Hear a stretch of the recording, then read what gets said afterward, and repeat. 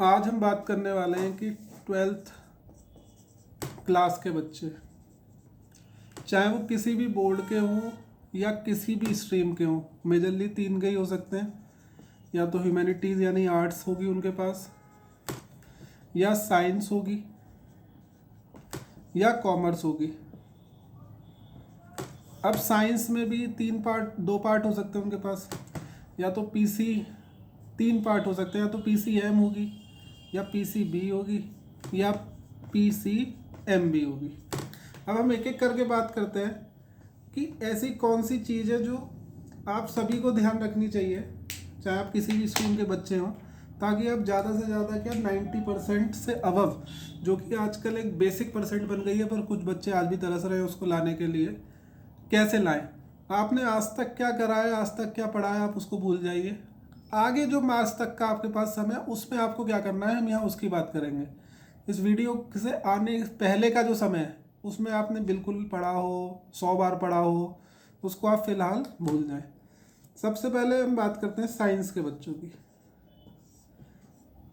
यहाँ पे आपको majorly physics, math, chemistry, biology. देखिए साइंस में 90% लाना और दो स्ट्रीमों के मुकाबले थोड़ा डिफ़िकल्ट है, पर अचीवेबल है, लोग लाते हैं।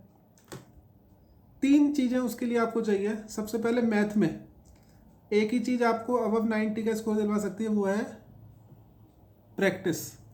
आप 1.5 से 2 घंटे डेली मैथ को दीजिए। आप अपने समय को दिन में अगर आप 6 घंटे पढ़ रहे हैं तो 2 घंटे कम से कम मैथ पढ़िए, 2 घंटे फिजिक्स पढ़िए और 2 घंटे केमिस्ट्री पढ़िए। इसके अलावा आप संडे सैटरडे को फिजिक्स, केमिस्ट्री, मैथ तीनों छोड़ के इंग्लिश, फिजिकल एजुकेशन उस पर ध्यान दीजिए कि ताकि आपका स्कोर उधर से भी आए, क्योंकि ओवरऑल परसेंटेज तो पाँचों सब्जेक्ट से ही आएगी। चाहे इन तीनों में 100 नंबर भी हों, उनमें 70 हैं, तो भी आप अबव 90% तो नहीं ला पाएंगे। प्रीवियस ईयर पेपर्स पे विशेष ध्यान दें। क्वेश्चन हमेशा रिपीट होते हैं और होते आए हैं। जो भी बच्चा बिना प्रीवियस ईयर पेपर की तैयारी या बिना 5 से 6 पेपर सॉल्व करे हुए, जो मॉक टेस्ट बिकते हैं, मॉक पेपर्स जो बिकते हैं, सैम्पल पेपर्स जिन्हें बोलते हैं, उनके बिना अगर आप जा रहे हैं तो आप बहुत बड़ी बेवकूफ़ी कर रहे हैं कि आप वहाँ पे कुछ भी कर पाएंगे। हाँ, एक स्कोर आप ज़रूर ले पाएंगे जो कि एवरेज होगा, जिसको मैं बोलता हूँ 65 से 75 तक की जो रेंज है, जो एक एवरेज स्कोर है। उस पर ना आपको खुशी होगी ना आपके माँ बाप को होगी। अगर उससे ऊपर का स्कोर आपको चाहिए तो आपको मेहनत करनी पड़ेगी। केमिस्ट्री पे खास तौर पे फिजिक्स और केमिस्ट्री में कुछ बच्चों को न्यूमेरिकल से प्रॉब्लम होती है, तो न्यूमेरिकल की प्रैक्टिस चालू कर दीजिए। फिक्स कॉन्सेप्ट के न्यूमेरिकल हमेशा रिपीट होते आए हैं, वही होते रहेंगे, वैल्यू बदलती रहेंगी, डिजिट बदलेंगी, कॉन्सेप्ट वही रहेगा। अगर बैंकिंग ऑफ रोड पे 12th में सवाल आ रहा है फिजिक्स में, तो आप देखेंगे कई बार आ रहा है। डेरिवेशनें बहुत बार आ चुकी हैं। एक 2012 का पेपर मुझे याद है हिस्ट्री में मतलब इतिहास में, जहाँ फिजिक्स का पेपर एक तय समय के हिसाब से, मतलब तय जो उसका प्रकरण था, कॉन्टेक्स्ट था, उससे हट के आया। बाकी उससे पहले या 2012 के बाद, आज 8 साल और हो गए उस चीज़ को, हमेशा पेपर एक फिक्स ट्रेजेक्ट्री पे ही आया है। और ऐसे ही इस बार भी आप उम्मीद करिए कि वही आएगा। 30% सिलेबस रिड्यूस्ड है, गोल्डन मौका है। इससे अच्छा चांस शायद ही कभी आगे पीढ़ी को मिले। कंसेशन रहेगा हमेशा, चेकिंग पे भी फ़र्क पड़ेगा, पेपरों पे भी फ़र्क आएगा, तो बहुत ज़्यादा गोल्डन अपॉर्चुनिटी है।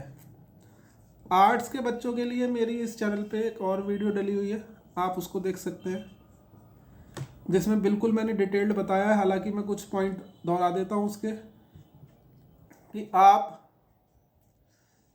प्रेजेंटेशन पे ध्यान दें, डायग्राम्स बनाएं जहाँ हो सके, जहाँ ना हो सके वहाँ फ्लो चार्ट्स बनाएं, टेबल बनाने की कोशिश करें, और ख़ास तौर पे राइटिंग प्रैक्टिस पे ध्यान दें। आंसर लिखते रहें। जितने आप आंसर लिखेंगे उतना ही अच्छा सटीक आंसर आप एक गिवन टाइम फ्रेम में वहाँ पे लिख के आ सकते हैं पेपर के टाइम पे।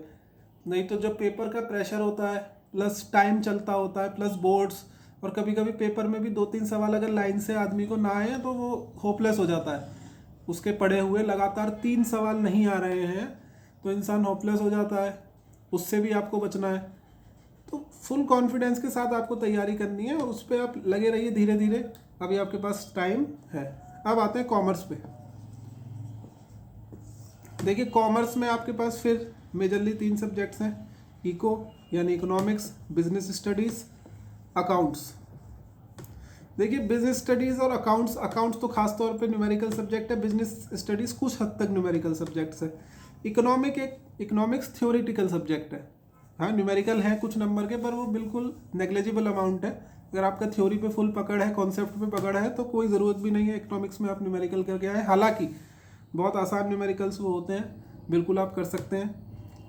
देखिए अकाउंट्स मैथ की तरह है, आपको कैलकुलेशन स्ट्रांग चाहिए, प्रैक्टिस चाहिए, आप सक्सीड हो जाएंगे। बिजनेस स्टडीज़ लगभग वही तरीका आप अपनाइए, अकाउंट स्ट्रांग होगी तो बिजनेस स्टडीज़ भी स्ट्रांग हो जाएगी, ये ऐसा मेरा पर्सनल एक्सपीरियंस कहता है। पर इकोनॉमिक्स पे आपको फिर एक ध्यान देना पड़ेगा। जैसे मैं पॉलिटिकल साइंस के लिए कहता हूँ एक इवॉल्विंग सब्जेक्ट है, वैसे इकोनॉमिक्स भी इवॉल्विंग सब्जेक्ट है।